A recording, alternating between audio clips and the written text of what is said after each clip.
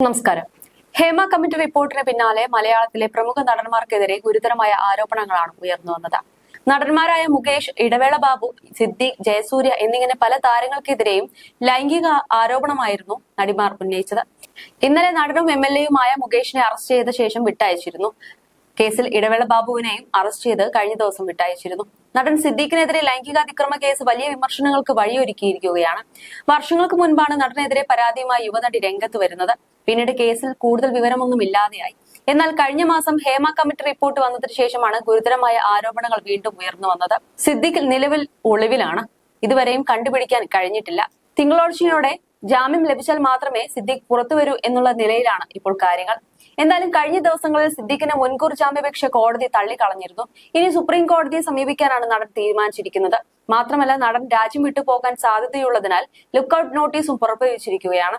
ഇതിനിടെ സിദ്ദീഖിന്റെ പഴയ ചില അഭിമുഖങ്ങളും വൈറലാവുകയാണ്. മുൻപ് നേരെ ചൊവ്വ എന്ന പരിപാടിയിൽ പങ്കെടുത്ത് സംസാരിക്കുകയായിരുന്നു സിദ്ദീഖ്.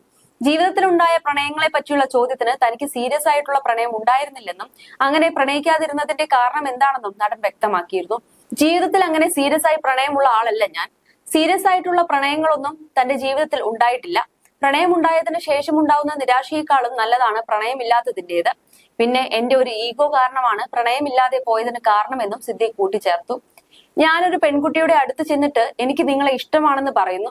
അപ്പോൾ ആ പെൺകുട്ടി എനിക്ക് നിങ്ങളെ ഇഷ്ടമല്ലെന്ന് എങ്ങാനും പറഞ്ഞാൽ അതെനിക്ക് സഹിക്കാൻ പറ്റാത്ത കാര്യമാണ്. ഞാൻ എപ്പോഴും അതിനേക്കാളും മികച്ച ആളാണെന്നാണ് ഞാൻ എന്നെ പറ്റി വിചാരിച്ചു കൊണ്ടിരിക്കുന്നത്. തിരസ്കരിക്കപ്പെടുമോ എന്ന് മാത്രമല്ല, പല ഭയങ്ങളും എനിക്കുണ്ടായിരുന്നു. ഇപ്പോൾ പോലും ഒരു സിനിമയിൽ അഭിനയിക്കുമ്പോൾ എന്റെ കഥാപാത്രം സ്ക്രീനിൽ കാണുമ്പോൾ ആളുകൾ കളിയാക്കുമോ എന്ന ഭയം എനിക്കുണ്ട്. ആ കളിയാക്കലിനെ മറികടക്കാനാണ് ബാക്കിയുള്ള കാര്യങ്ങളെയൊക്കെ ഇടപെടുത്താൻ ശ്രമിക്കുന്നത്. ഇപ്പോൾ പോലും എന്ത് കാര്യം ചെയ്യുമ്പോഴും ആളുകൾ എന്നെ കളിയാക്കുമോ എന്ന പേടിയാണ്. എന്റെ ഉള്ളിൽ ഒരു ഭീരുവുണ്ട്. എന്ത് കാര്യത്തിലും എന്നെ ഭരിക്കുന്നത് ആ ഭീരുവാണ്.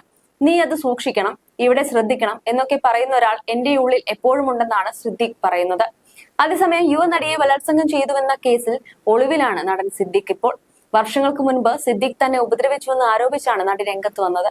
ശേഷം ഇതൊരു ആരോപണം മാത്രമായി ഒതുങ്ങിപ്പോയി.